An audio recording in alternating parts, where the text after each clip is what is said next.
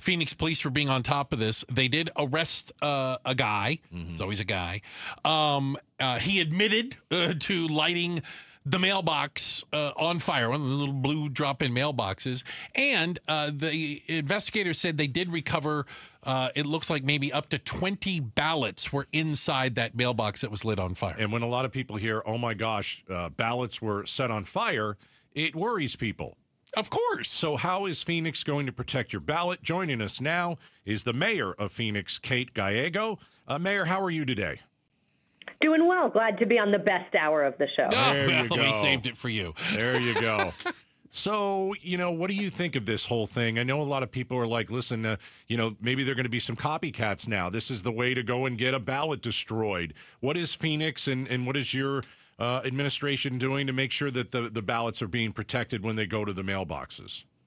People should pay attention. We arrested the suspect within hours. Keeping our election safe is top priority.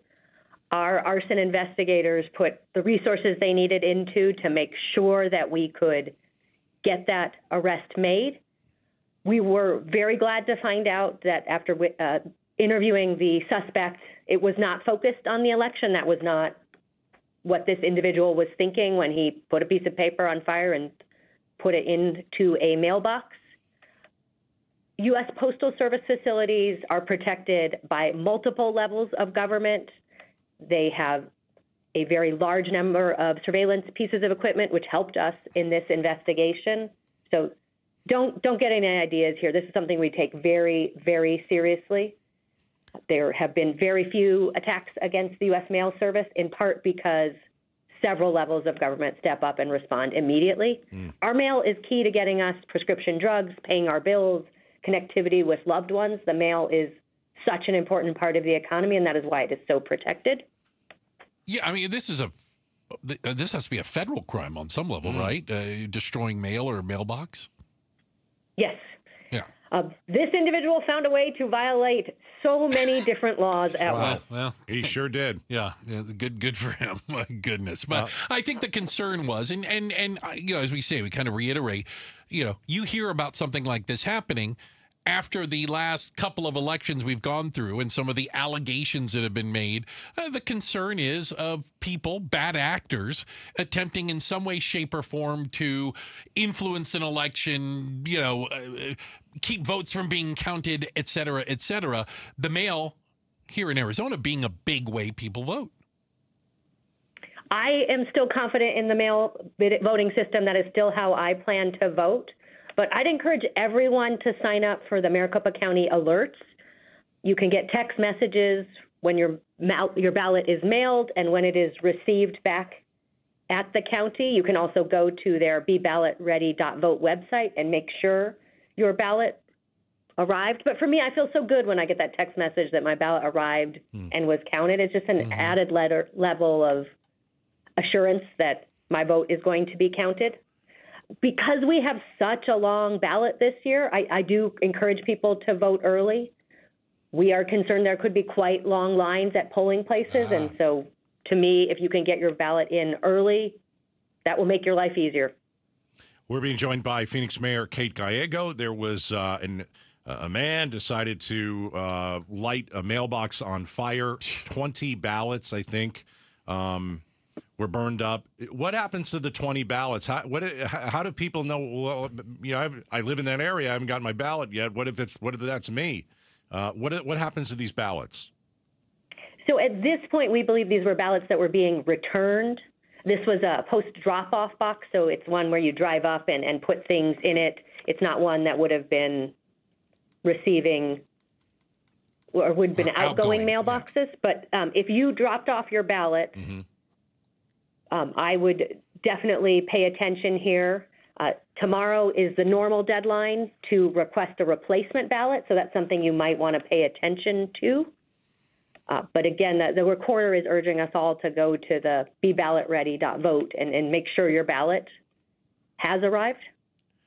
Are you guys on high alert for Election Day? The lead up to this election, I mean, have we ever seen anything more violent? Trump almost got killed, shot at. We know that the Democratic headquarters in Tempe, that was shot at a few times. There were signs that were posted in the Valley saying Dems hate Jews, and it had white powder on them. How you guys are on high alert for the next 12 days and certainly on Election Day, correct? We are absolutely on high alert. I want to emphasize with today's fire, it was not an election-related crime. Okay. We need to remember to look for correct information, since misinformation can also be dangerous. So this was an arson attack that was not focused on the election, but many of the incidents you mentioned absolutely were focused on the election. We have expanded our staffing with law enforcement going into Election Day. We want to be prepared for any number of events. Our police department has trained with the federal government on several advanced scenarios. They even have mayor school, so I have gone to mayor school about election protection, and they tell us to do things like notify the power companies of all the polling places in our city so that if there's an outage, the power companies know that those are priority locations for restoration. Power companies keep lists of vital sites like hospitals for power restoration, and so we want election locations to be protected. The sheriff's office has primary jurisdiction at the polling places, but we work very closely and we want to support them. We have detectives who are at the ready to go to polling places if the sheriff's office needs additional staffing support.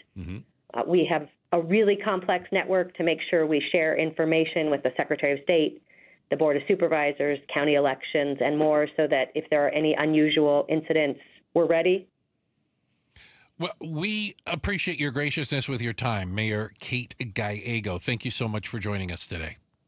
Thank you for having me. All right. So, what I hear is, and we heard it last hour, speaking to Maricopa County Supervisor Galvin, you're not going to get away with this. not now. They are watching like a hawk, for goodness sakes. And they should be. And I think it's important, to put the mayor on today because listen, people are going to hear this or they're going to see this online, right? Arson. Mailbox and ballots have been burned. And so, okay, was this guy going out of his way to try and burn the ballots? It doesn't look like appear that. to. Right. Okay, but still, it's that little piece that people see. Ballots have been burned in Phoenix. People are going to run with this. That'll be a headline It'll be a headline, and people are going to maybe overreact a little bit. And I like that the mayor came on and said, and we asked her, what are you guys doing to make sure that the ballots are going to be safe? And she told us in detail a lot about that. And I think that's important. Yeah. And not that apparently criminals would care, but messing with the mail is a federal crime. Yeah. Yeah. You don't it's not just a sheriff's deputy or a police officer.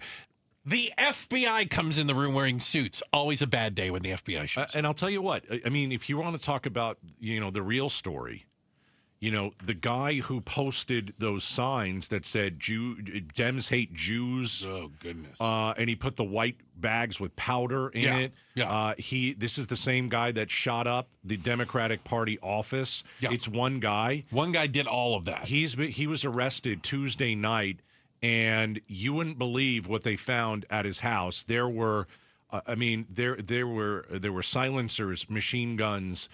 There was more ammo than you could ever need, and he was certainly looking at planning something, and it was possibly an election day domestic terrorism in Phoenix. He had the equipment to do it. Let me put it that way. And he had the anger inside of him as well. That is really.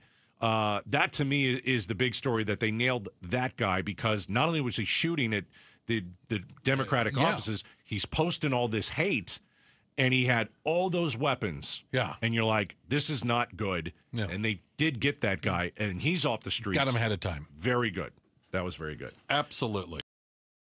Thanks for watching Outspoken with Bruce and Gaydos. Tap to watch more from KTAR News and click the button in the middle to subscribe.